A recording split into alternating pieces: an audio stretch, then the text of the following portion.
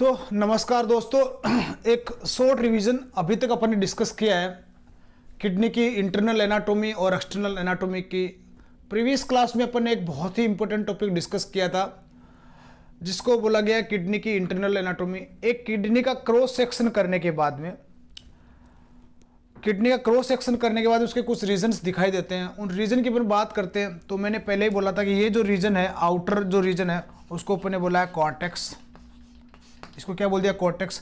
Cortex का वो हिस्सा और जो मेडुला के बीच में होता है, कॉर्टेक्स का वो हिस्सा जो मेडुला के बीच में होता है, ये पूरा कॉर्टेक्स है। और इस हिस्से को क्या बोल दिया अपन ने? Renal column. इसको क्या बोला था? That is called renal column. इसको रीनल कॉलम बोला था।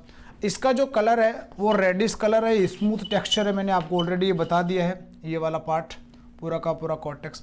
अब ये जो कॉर्टेक्स है ये आउटर लेयर है। अगर डीप लेयर किडनी की बात करते हैं फ्रंटल सेक्शन से, तो इसको अपने बोला है डीप लेयर कौन सा है? मेडुला, जिसका कलर कैसा है? That is reddish brown colour. ये कौन सा कलर है? ये रेडिश ब्राउन कलर है। ये रेडिश ब्राउन कलर। इस मेडुला की अपन बात करते हैं तो इसमें 1 2 3 4 5 6 7 इस प्रकार से पिरामिड्स होते हैं, पायरामिड्स होते हैं।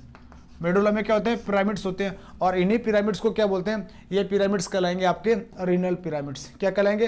Renal pyramids. और इनका जो नंबर होता है एक किडनी में वो कितना होता है? 8 to 18 रीनल पिरामिड्स होता है। इसके अलावा और एक इंपॉर्टेंट अपन ने चैप्टर डिस्कस किया था कि जो वाइडर बेस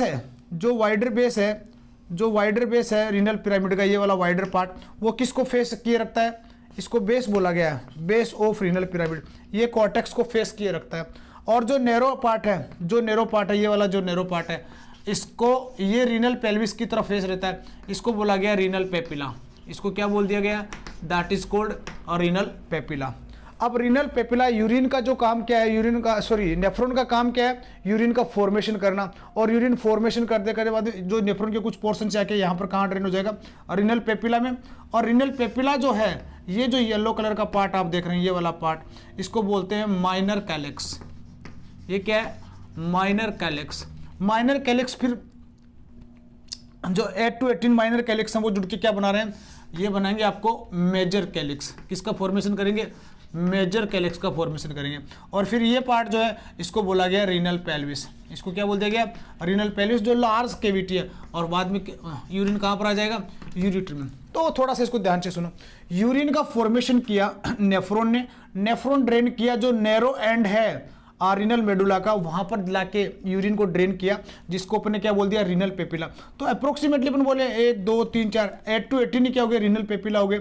और वो सारे के सारे रीनल पेपिला यूरिन को कहां पर ड्रेन कर रहे हैं? माइनर कैलेक्स में। ये भी लगभग 18 से 20 के आसपास होते हैं माइनर कैलेक्स। यहां पर यूरिन ड्रेन होने के बाद में 2 या 2 से ज्यादा क्या करते हैं? माइनर कैलेक्स आपस में कनेक्ट होते हैं। और वो कनेक्ट होकर क्या बना रहे हैं? मेजर कैलेक्स बना रहे हैं। वो क्या बना रहे हैं? Major calyx. तो ये लगभग 8 to 18 माइनर कैलेक्स होता है जितने पिरामिड्स होते हैं। और फिर किस में कन्वर्ट हो जाएगा? 2 to 3 मेजर कैलेक्स में। 2 से 3 क्या बन जाएंगे इसके? Major calyx. फिर मेजर कैलेक्स एक लार्ज कैविटी है जिसको बेसिन बोला गया, उसको अपन ने बोल दिया रीनल पेल्विस। वहां पर लाके यूरिन को ड्रेन करेंगे। इसके बाद में यूरिन कहां पर आएगा? यूरिटर में आएगा। फिर यूरिनरी ब्लैडर और यूरिथ्रा के थ्रू बॉडी से क्या हो जाएगा? एक्सपेलट हो जाएगा। तो है यूरिन का फ्लो। ये किसका फ्लो हो गया? यूरिन का फ्लो हो गया। नेफ्रॉन से फॉर्मेशन हुआ, renal papilla, minor calyx, major calyx, renal pelvis, ureter, urinary bladder और यूरिथ्रा के थ्रू बॉडी से एक्सपेल आउट कर दिया जाएगा। कुछ और इंपॉर्टेंट लाइंस में आपको यहां पर बोलूं, नैरो एंड को रीनल पेपिला बोल दिया, वाइड एंड को बेस बोल दिया गया। इस पूरे पोर्शन में देखो रीनल पिरामिड्स है, ये पूरा पोर्शन आप ध्यान से देखना। ये जो पार्ट रीनल पिरामिड्स प्लस 7 का रीनल कॉलम्स, इसके पास वाला क्या आ गया? Renal columns. इसके पास वाला क्या आ गया? Renal column.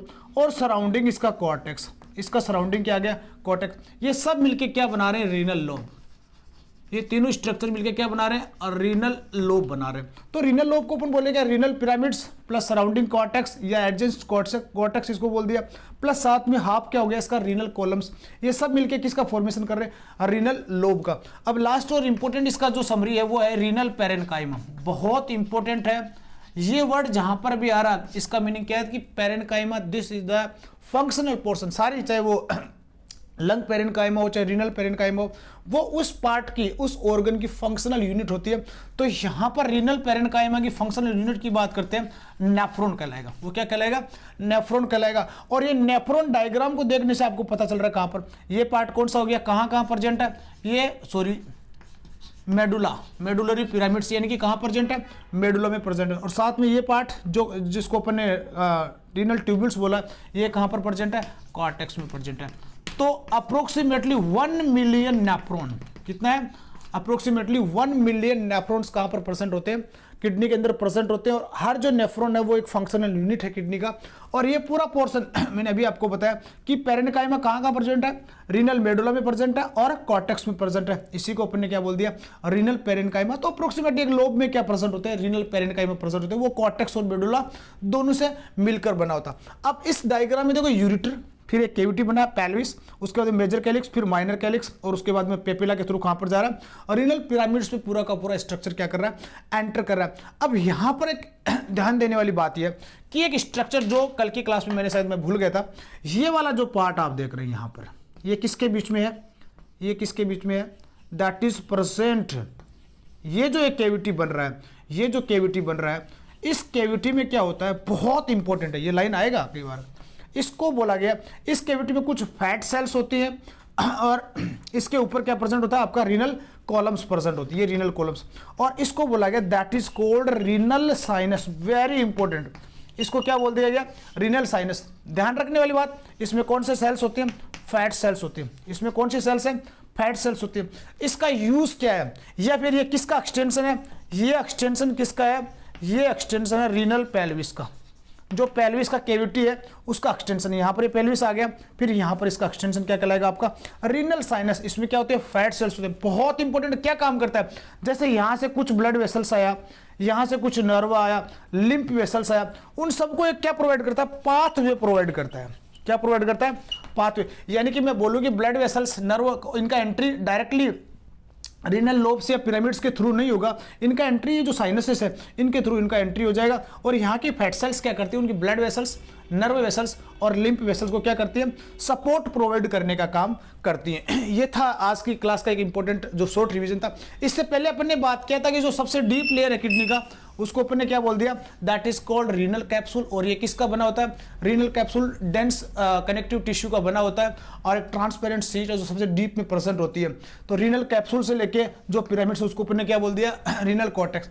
इसके अलावा इसके बाहर अपन ने बात किया था मिडिल लेयर की, वो एडिपोस टिश्यू है। सबसे आउटरमोस्ट जो लेयर है किडनी का वो कौन सा आ गया आपका, that is called renal fascia. Renal fascia क्या करता है, जो सराउंडिंग स्ट्रक्चर्स होती है किडनी की उनको आपस में कनेक्ट करने का क्या करता है, काम करता है। इससे पहले अपन ने बात किया था कि किडनी का वेट है, किडनी की बीन शेप्ड है, रिट्रोपेरिटोनियल ऑर्गन है, इसका लोकेशन T12 से लेके L3 वर्टिब्रा तक है, और बिहाइंड द पेरिटोनियम प्रेजेंट है।